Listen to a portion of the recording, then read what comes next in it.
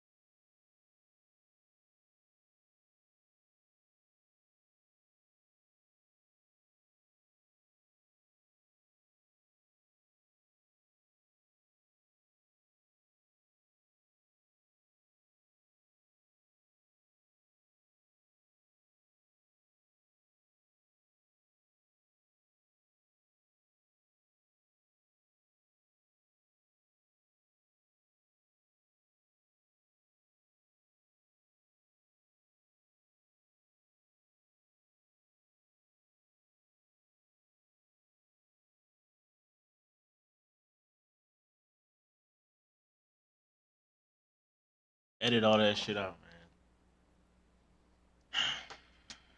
The owner's sister described what happened They're next. posting it. I literally, I can play it in my mind. Listen, these videos take a lot of work, man. I'm still posting it. Into my view came Angela, and he's like this, and he goes, my God, that hurts.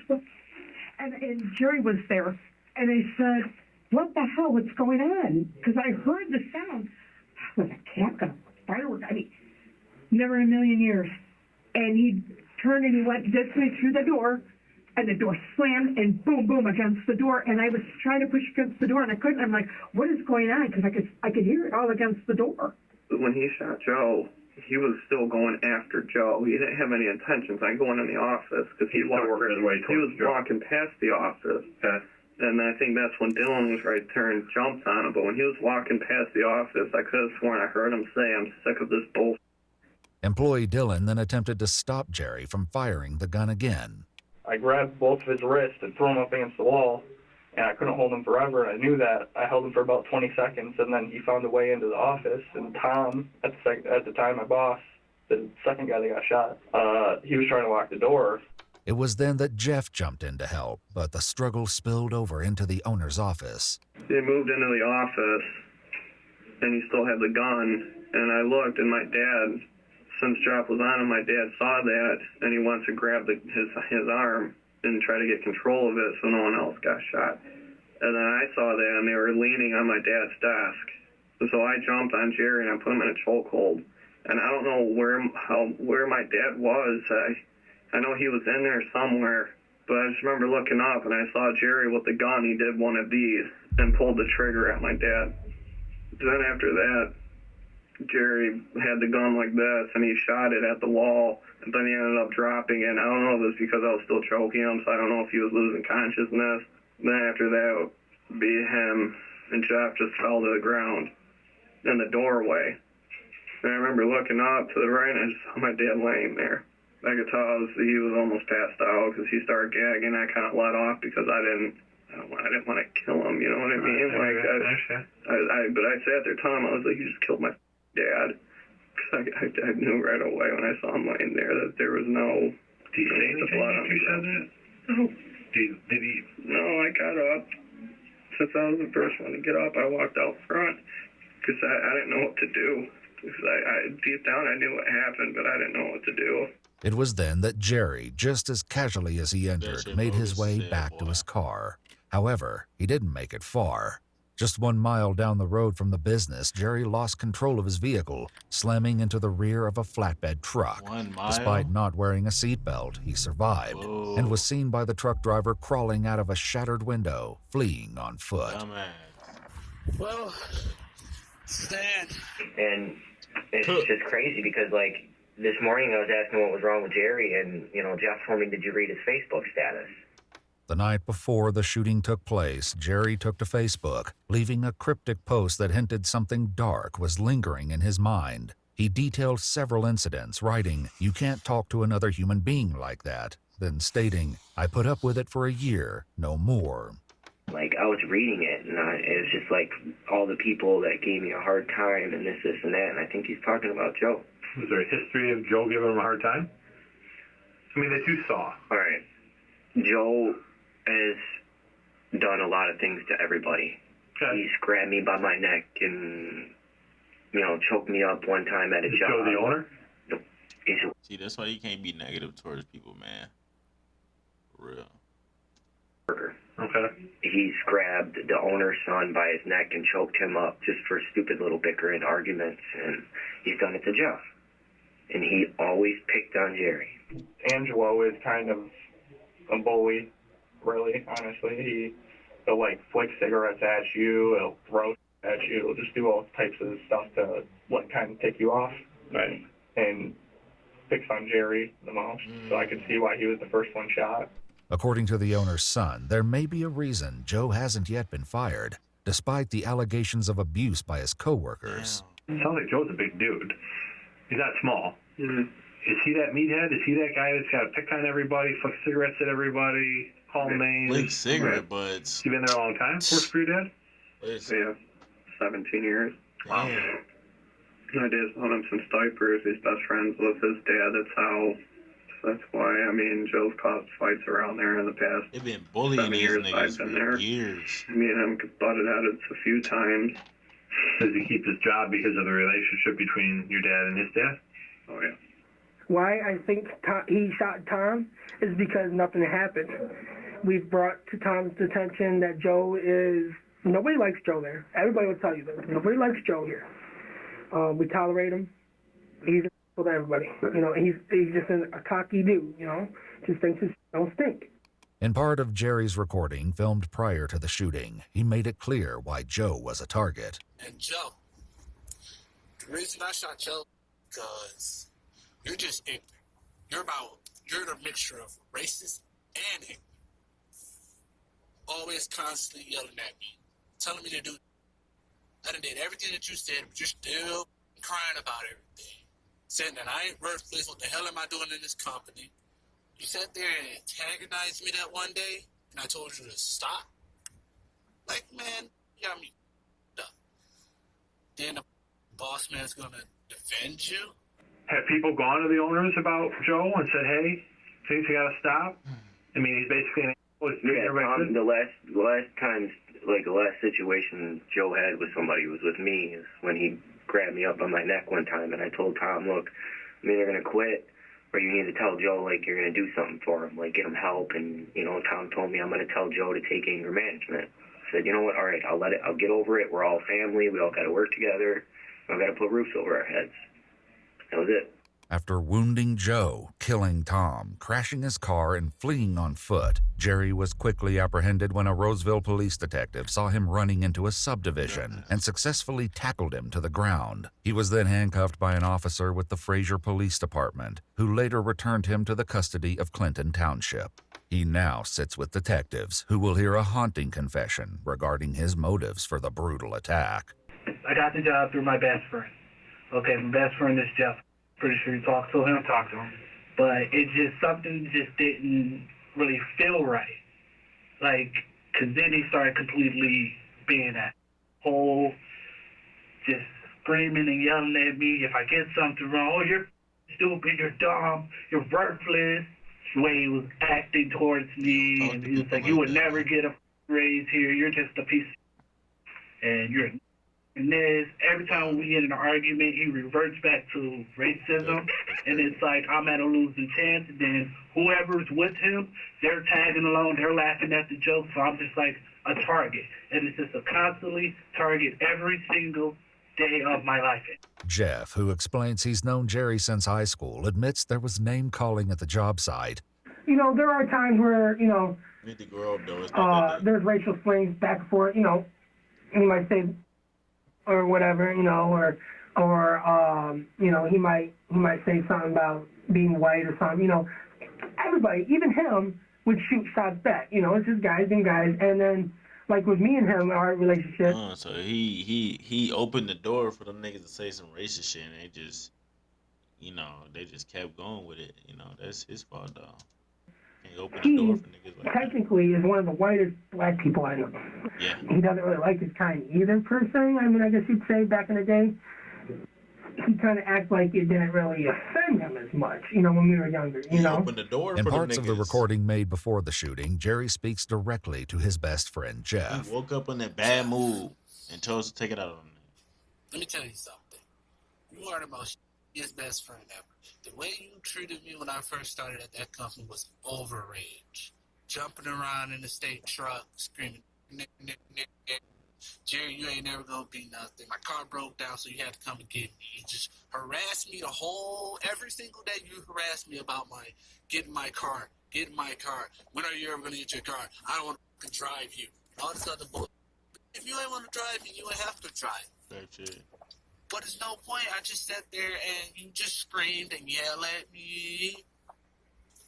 It's like, yeah, I'm the boss of you and all this other bullshit. Like, I can't believe you. Don't get me wrong, we all joke around. You know, it's a construction work. It's a bunch of guys, right. You know, both around. You're an idiot, you know, excuse my language, or whatever. You know, everybody picks on everybody. All of my friends are Caucasian. All of them. And it's like I never in my life has been treated in a racial way really that bad.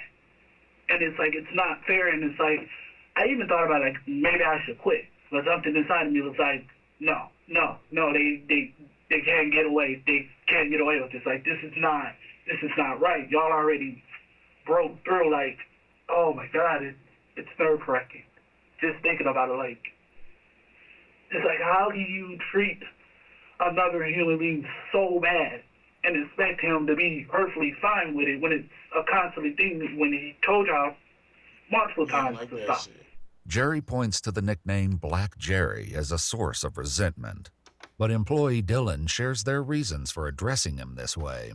We do call him Black Jerry, but it's not because we're trying to be racist. We have multiple Jerrys that work with us. Okay. It's kind of just the easiest way. And he never told us that he didn't like it, so. I'm the only black person there. And, like, I kind of, like, tried to bring it up to Tom, but Tom just, like, brushed it off. One morning I come in, and Tom, everybody's sitting there. They're just making black jokes. Oh, when you turn off the lights, you're going to see his teeth go. I'm like, that's not funny. Racist. He was like, and then they just, it ain't that deep, no though. apologies. I done heard that shit multiple times. Are you serious? Like, that's bull. Jerry shares a more specific example of something that happened between him and Joe. One day I was extremely pissed off, like I wasn't having a good mood. On the wrong and for side some of the reason, bed. Tom sent me with Joe, and Joe was just being and I was like, dude, can you just leave me alone? So I kind of got pissed off, and I went in the truck. He's hitting the window while I'm in the truck, just terrorizing me. And Jeff was like, you know he's not going to stop. I was like, he just needs to leave me alone, and he's all laughing about it, thinking it's all funny. Outrageous. See, okay.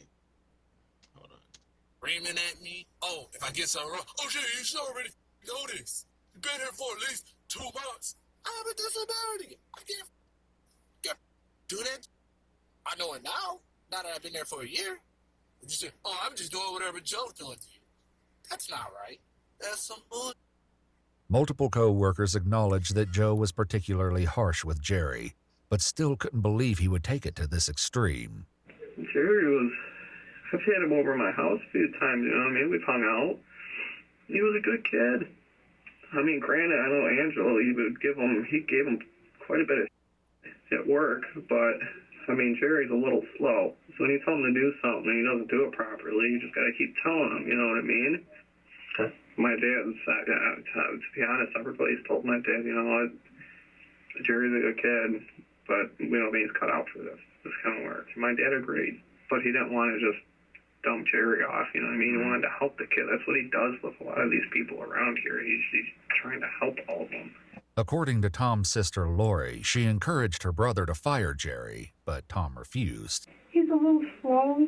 Who's that? Jerry. Okay. And I said to my brother, Tony, What do they things mean are getting slow? slower, Like, the winter season, da-da-da, you can laugh. Leave the kid alone. He needs a job. He did everything, and you killed him? Yeah.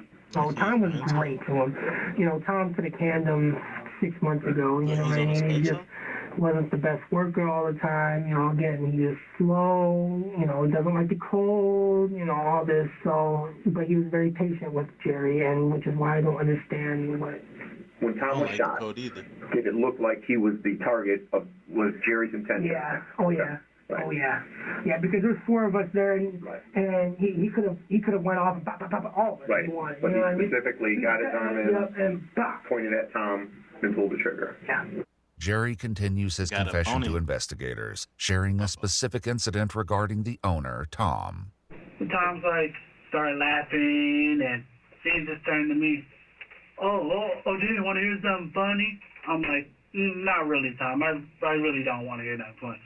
Oh, if you give a black person watermelon, he can do anything that you say. As he shakes the watermelon in front of my face. What? So I'm like, wow. So Joe turns around after he leaves the room and tells me, Jerry, don't tell nobody what goes down over here. Immediately I thought to myself, like, yeah, because if I tell anybody, it's not gonna matter. The kid didn't look like he had a care in the world that he just did any of that. And I don't know why he shot my dad. My dad was nothing but good to him. There's no way he just randomly decided to just bring that gun into work. You know what I mean? He wouldn't just do that. He's that type of kid where he has to plan it. He doesn't just go with the flow. His brain just doesn't work that way. I just don't understand what pushed him this far today. So you can't picture a specific event in the last few days or whatever. Okay. Detectives also wondered if this was a sudden decision by Jerry or something he'd been planning for some time. Where did you get the gun from? Gun shop. Have you ever shot it before today? Nope. Honestly, that's my first time ever shooting a pistol. How did you find out how to use it? YouTube. Okay. YouTube. Jerry explains he originally purchased it 4 months ago after a heated argument with Jeff when they were returning from a job site. All the way back, like we're screaming and yelling at each other. He pulled over. He was like, your attitude is ridiculous. I hate you. And at this point, I'm already crying. I'm emotional. I don't even know what to do. I'm pissed off. Like, so I went to go talk to Tom about it. Tom was like, well, all you need to do is just listen to Jeff. I'm like, but he's screaming and yelling at me. He was like, are you doing what he's saying? I was like, but you don't have to scream and yell at me. I was like, I messed up once and he screamed and yelled at me. He was like, well, Man, all I need you to do is listen. He's sitting here doing all the explaining, bro. He's still going to jail. Brush it off like it wasn't nothing. So me, I went to They don't give a fuck. the gun shop, got the gun shop, got the gun, filled out the paper and all that. First time buying a gun. So I carried it once to work because it was the potential. But like that, I backed out because it was like, okay, maybe down the road it'll change. Mm-hmm. Maybe things will get better, right? Right. I was treated unfairly. Damn, from the simple fact that you say everything about black people. You blame black people for all your problems, and you blame me for your problems. Jimmy, you ain't never gonna be nothing. Just sensitive. Oh my God, you're a piece. Oh well, here you go. Huh? I know. But as Jerry reveals, he had bigger plans than targeting just Joe and Tom. Let me ask you this. If your plan to get back at these guys worked out perfectly, what would have happened? 100%, I probably would have been shot dead on the site. That you would have been shot dead? Pretty much. Or you mean you would have shot all of them dead? No, I had a different plan for my best friend. I would have shot my best friend in his 2 legs, make sure he couldn't walk ever again, and pretty much from there, just let it role play. Did you want to kill everybody there but your best friend? Pretty much everybody but my best friend. Wow. You understand what happened today. You understand that. What you did was wrong. Going You to know what jail, you did buddy. was wrong. Oh, I know that. Yeah. I know that for a That is fact. wrong to take a human life. You know that.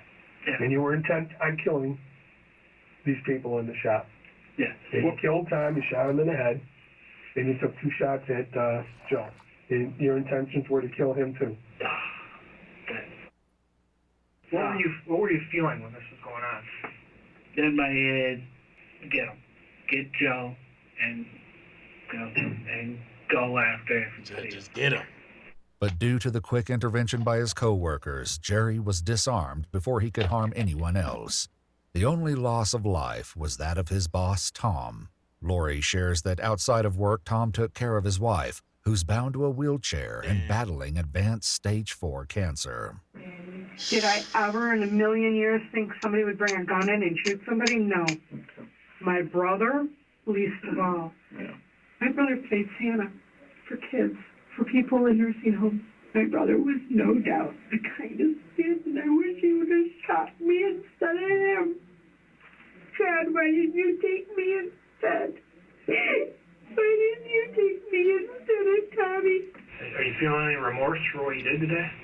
It's probably going to hit me later on, but as of right now, I'm just like, it happened. I can't control it. Yes, I do want to cry because, honestly, it could have been avoided. Yes. I know it was wrong. I know it could have went another way. But hey, it was my choice. As a human being, you make choices that you got to deal with. So now I had a body on my hand, and I'm probably going to be looking at a long time for this. Really long time. Nah, I just rocked. Do you think you should be forgiven for this? No. What do you think that should happen to you? Bury me, lock me up, leave me to rot. That's just the way it is. According to court records, Yeah. Jerry Motley Jr. was Pretty ultimately much. charged with homicide, first-degree murder, multiple theories, assault with intent to murder, weapon carrying with unlawful intent, and 2 counts of weapons felony firearm. A jury found him guilty on all counts, and on What the fuck? No. Come on, G. What the fuck he got going on, bro? Damn. August 7th, 2025, he received a cumulative sentence of life in prison without parole. If you'd like to see select new... Man, that shit crazy, man. I'm gonna get it, y'all, in the next video. We working on some more videos, so y'all tune in, man. Sorry about the inconvenience with the mic shit. We gonna get that, figured out in the later videos, but catch y'all in the next one, man.